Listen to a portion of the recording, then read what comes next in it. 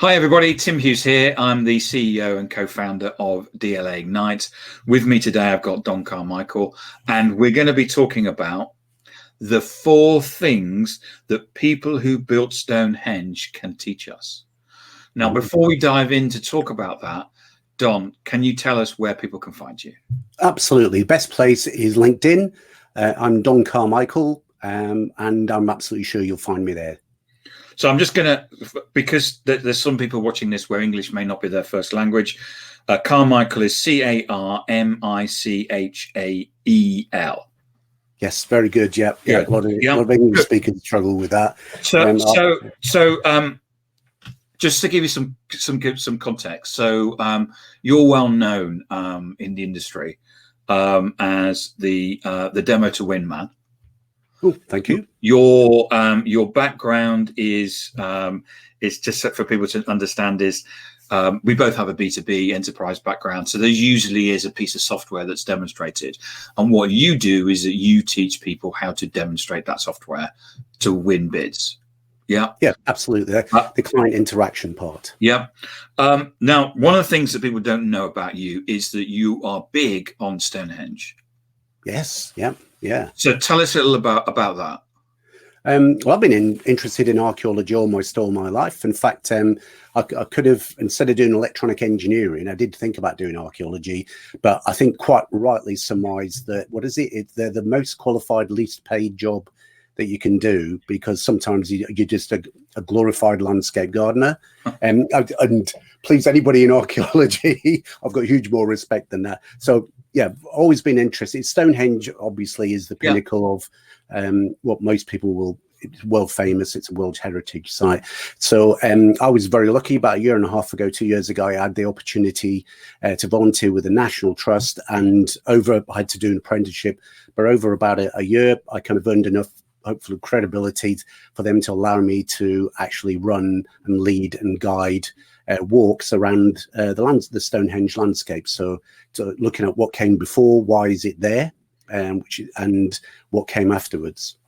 So just so everybody knows, Stonehenge is in where in the UK? Well, in England, and where is it, Don? And explain what it is. Yeah. It's in Wiltshire. It's on what's called the Salisbury Plain. It's probably about 2 hours west of London.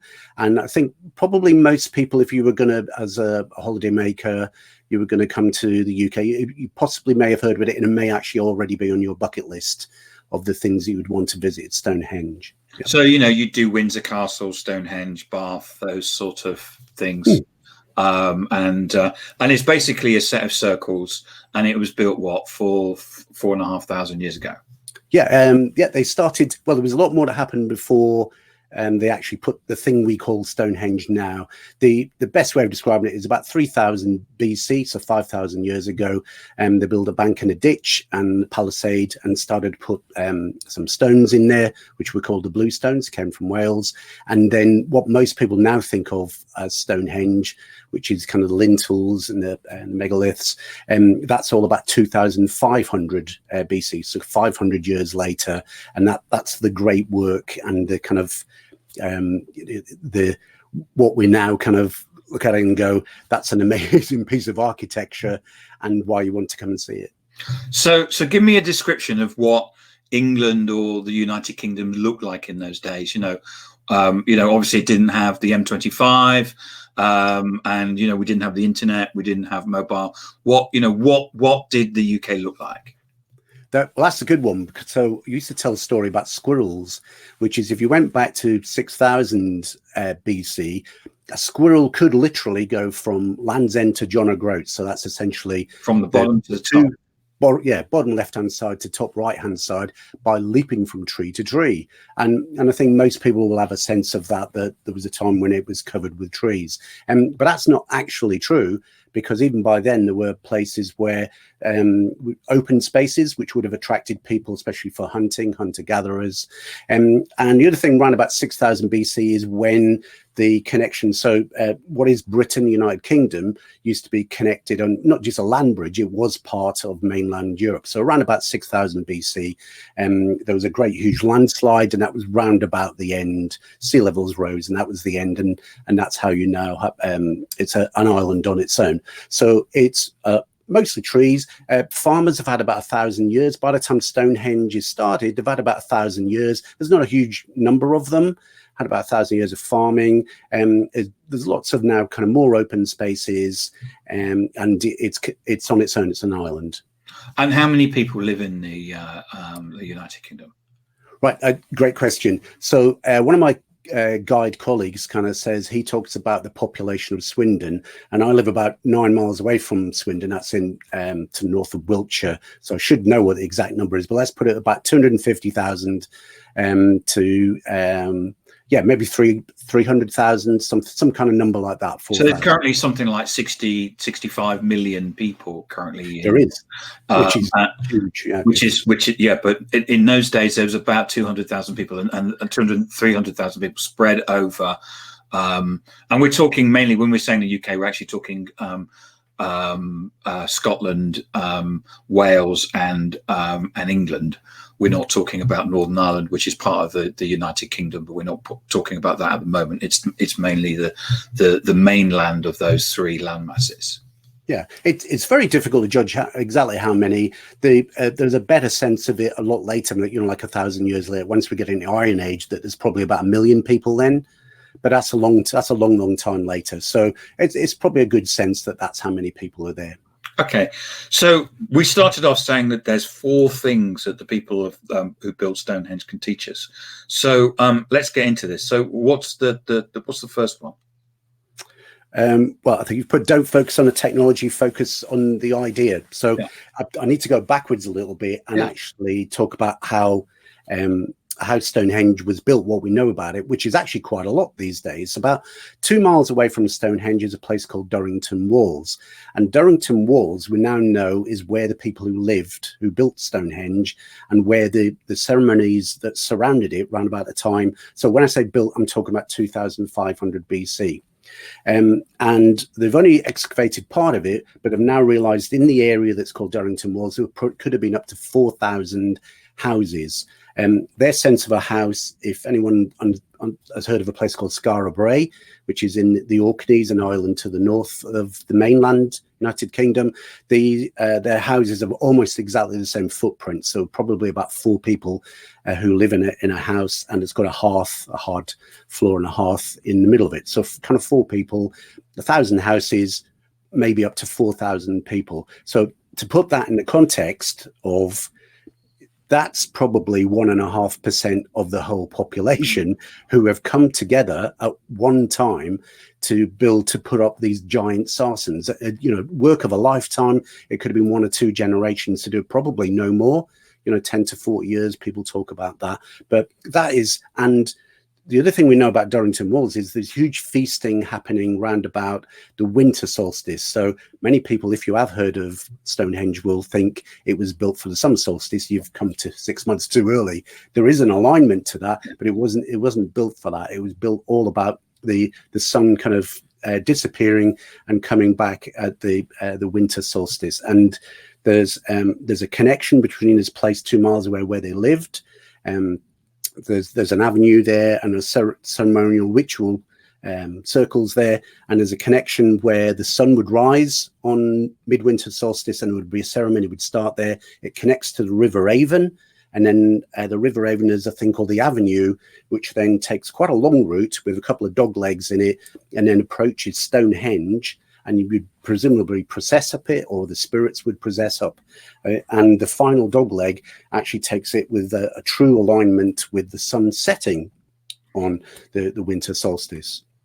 So the thing to think about this is, if people are spread out so far, this must have taken to get 1% to 1.5% of the population to come to one place when you didn't have any form of technology or communication, we do know that some of the people must have come from Scotland, which is what, good 300, 400 miles away, or to the west of Wales, which is where some of the earliest stones. So it could have taken 6 weeks to walk from Scotland. Easily, that's an estimate, and we know that from the animals, because they actually brought animals with them. They brought what they were going to feast with, which was cattle and pigs. And you can examine the teeth, and you had these fantastic feasts where they were very wasteful, whole joints of meat being kind of like thrown everywhere. And you can examine the teeth, and it's called isotope analysis, strontium analysis, and you can actually find out what kind of geology these animals were brought up on. And there's the proof there that some of these animals, not all, they actually came from Scotland and West Wales. And as you say, that would have been a journey of 6 weeks. So, how would you know when to have come? And to everybody have come together, these 4,000 people, 1% of the population, and what is it that you thought you were all going to do as a group? And that is absolutely fascinating, and a very human story about how do you attract people, and what messaging, how did you get them to kind of believe in what you believe in? So we're talking about there must have been this person, a man or a woman at that time. There, men and women that could have been leading this, but this person, the magnetism they must have had to communicate over these vast different distances with. There's no command and control structure. There's not like a great leader, and that all the way through, like the Iron Age, like thousands of years later. When the Romans come, we've already, even at that stage, you've got all these tribes that are kind of aren't interconnected and are fighting with each other. So there can't possibly be, even before that, the great distances, any vast command and control system. This person, the story, the way it must have passed from person to person to travel this distance, the way it convinced people that I want to be part of this great work of a lifetime, to come at this one time of year. To bring how much food you need to bring with you, what you need to bring. That must have been an unbelievably powerful message to get that many people to do it. Especially in the day where there's no email, there's no telephone, there's not even, you can't even send carrier pigeons, because there's actually, from what we understand, not necessarily a written word that everybody would understand. There is no writing. There's no evidence of any writing for a long time after that. Yeah. So we've got 200,000 people, and what we're doing is that we're motivating 10,000. We're motivating 10% of the population to be in one place at one time, and to bring enough food, and to stay there, and actually have some sort of ceremony that people seem to know what it is, rather than turning up and going, so what are we doing to do? Well, I don't know. And so. That's really important in terms of for things that we can learn about how we can not necessarily focus on the technology, but focus on the idea. And the story. Yes. What is the meaning of influence? We talk about social influences. Yes. What is the real meaning of that? That person must have had that. Yeah, and you then, the second thing is about great things happen without command control.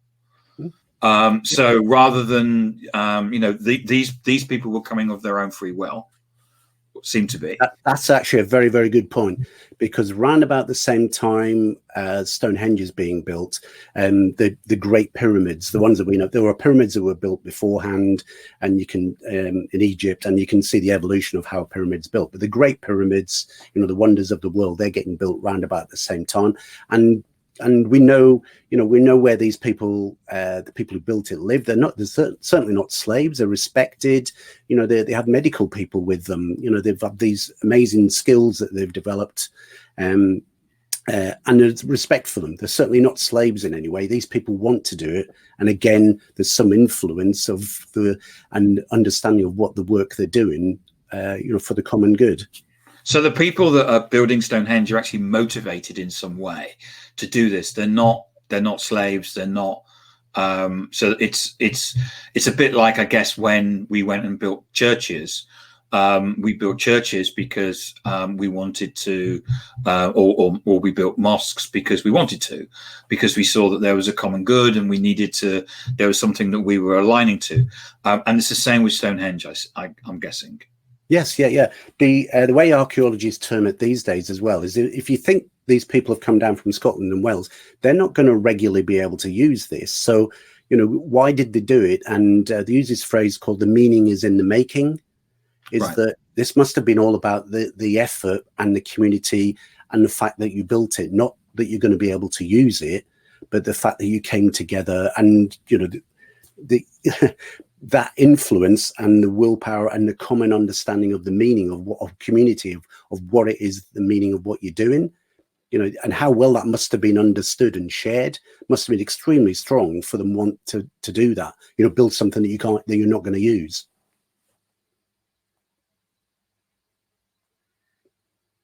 Oh, Tim, I think you've frozen slightly. Yes, we're back. Oh, right. Yep. Blame the technology. So we were. It's about building community and building it for our own good. So whereas we built a church or a mosque and it was something that we were going to use locally and we were going to walk to it and have a service there, here is something that we could actually be based in Scotland, and we're only going to use it once, if anything. Yeah, and maybe your only touch point with it is you can tell people that I was part of the people who made it, even if I've never visited it. Yeah. Sorry, I'm just saying hello to Sam Kelly in Ireland. And so don't focus on the technology. Great things happen with that command and control. And the third thing is, what is the story? So how was it that somebody went out with some sort of story, which wasn't buy Stonehenge and get one free? It was some sort of message which motivated people to actually come to this point and do some work and then do the worship. Yeah. And the person telling the story, there's no way, if you think about, what is that, 1.5% of the population, there's no way they could have personally communicated that. So this must have been viral. People must have understood the message and believed in it and taken it away and repeated it and got the same response, from other people, perhaps like resharing some message and going, yes, I've bought into this message. And then, that network multiplies and multiplies and multiplies, which is how you can pull so many people together to do this, again, work of a lifetime. Yes. So this is about getting people to buy into that message. So this also works in social media, that what we'd and in business and in commerce, which is what we're trying to do is that we there's an element of it's not necessarily sales, but convincing people about something, and then getting people to actually take that message and then actually spreading the message for you. Yeah. You could say in the Neolithic period, which is what you call the New Stone Age, when this was built, the person who created Stonehenge, the power person, they were the greatest salesperson ever. Yes. That convinced, more than 1% of the population to do something. I mean, that's never happened since. Well, no, I mean, it's a world war is about. I mean, think in business, we have this saying, don't we, about that we're herding cats because everyone's going off and you say let's have a meeting and there's 5 people and I can't do that day and I can't do that day. But this person is actually saying you're coming on this day and they get 10% of the population, which at the moment is 60 million. If you've got 10% of that, 6 million people, and you're going to come to the same place at the same time, they wouldn't do it.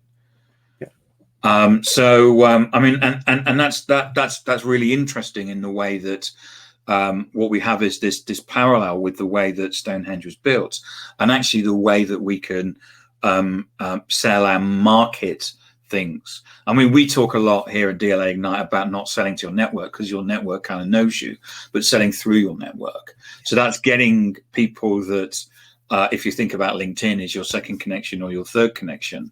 And actually getting them to, it'd be great if there are people that I don't know who watch this video, because then what I'm doing is I'm growing my influence. Yes. Yeah. And that's exactly the person who built Stonehenge. That's exactly what they did. Their second and third network, fourth and fifth. There's no way. All these people who, you don't travel any great distances. For most of these people, they're early farmers. They're locked to the land, because as soon as you started farming from hunter and gathering, you're locked to the land that's in front of you and caring for it. You can't travel any distances. So it just makes the whole thing even more amazing. So, every time you think about it, it's more and more amazing. Yeah, these people would have grown up. They would have been born in an area. They would have grown up. They would have probably never left that area and lived there for the whole of their lives. But what they're doing is that for some reason or other, they're taking a story and then they're passing that story on. Because in those days there would have been storytellers. So there was people that would travel and they'd spend the night, and and that's generally how stories were told. So. Tell me the story about Jack and the Beanstalk. Oh, that right. Okay, this is quite interesting. So I read a paper, because if you're going to do guiding around Stonehenge, you need to keep on top of the kind of academic papers and the latest archaeology research. Some of it appears in the press, so you need to be able to answer questions and that. And certainly, in fact, some of the press, latest things have picked up in the press, is actually quite wrong. So you need to be able to kind of say why, what is right and why is that wrong. But one of the things, a few months ago, there was an academic paper, and it was looking at like the ancestry.com of languages, because languages that we have now have common ancestors, and you work your way back, and also using folk tales. So they were looking at folk tales that appear in different languages and different cultures, and working their way through the words and the language that are used, and working their way backwards to almost do this kind of like I say, ancestry hierarchy of how these things all fit together. And you can put, in the same way you can do that with DNA, you can also you can put some assessment of how long that actually took. So Jack and the Beanstalk, we'll not call it Jack and the Beanstalk, we'll call it a collection of stories that are probably Jack and the Ogre. So let's call it that. The analysis said that they are at least 5,000 years old. There's that category of story. Now, and what I love about that, when we're doing the tours around Stonehenge, is that part of it we're walking on what is almost the commuting route between Durrington Walls and Stonehenge. So you quite rightly say, well, these people travelled there and back, did their 2 miles every day, commuted along it. Children are working, men and women are working together with children. Our sense of what childhood is a very modern concept. They would have definitely all worked together. Yeah. So just the very human thing that they could have been telling these stories. Here's Jack and the Ogre, that parents are telling their children these stories as you commute backwards and forwards. And I just love that, something that feels so distant and we can't get what the human element of it is. When you learn these things and just say, we don't know if we were telling the story, but if they were, that's just brilliant human connection we can make with them. So the Jack and the Beanstalk story was told by the people who were building Stonehenge. It could have. Yeah. It could have. We've got no sense of it, but it is easily old enough by 500 years that they could have told a story that is derivative, Jack and an Ogre type story. Why not? Fantastic.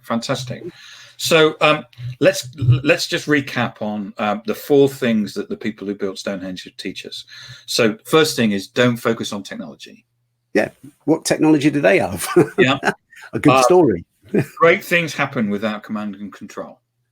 Yeah, that's an important lesson, and I think really points to us about social. This isn't about a company where a message is working its way up and down a hierarchy. This is proper social messaging that's working in a viral sense, that other people are willing to take on that message and make it viral themselves. So the third thing is, what is the story? Own the message. Yes. And so what is the story? What is your story? What you're going to take out. And then the fourth one is getting people to buy into that, to reshare that story. Yeah, that's what we want to do. If you can inspire people, surely that's what influence means in the end, is the influence that people go, yes, I buy into that story. I want to share it myself. I want to transport the message, and it goes on, multiplies out, throughout the networks. So if you've liked this video, and then please share it, and get into the spirit of the people of Stonehenge, and subscribe and stuff like that, just like the people from Stonehenge did. Don, that's been fantastic. It's been really insightful. It's been great to have somebody on that's actually talked about something other than some of the technology. Some of the technology. I mean, we have great people talking about some great things, but this is, I particularly, when you approached me and said I'd love to do a talk about Stonehenge, I think 2 minutes in, you were like, really, Carmichael, what are you talking about? Yeah, it's been fantastic. It's been really insightful. Thank you very much, and thank you for spending some time with us and talking about squirrels and Jack and the Beanstalk, and it's been fantastic. Thanks, Don. Appreciate it. Cheers. Thank you. Bye-bye.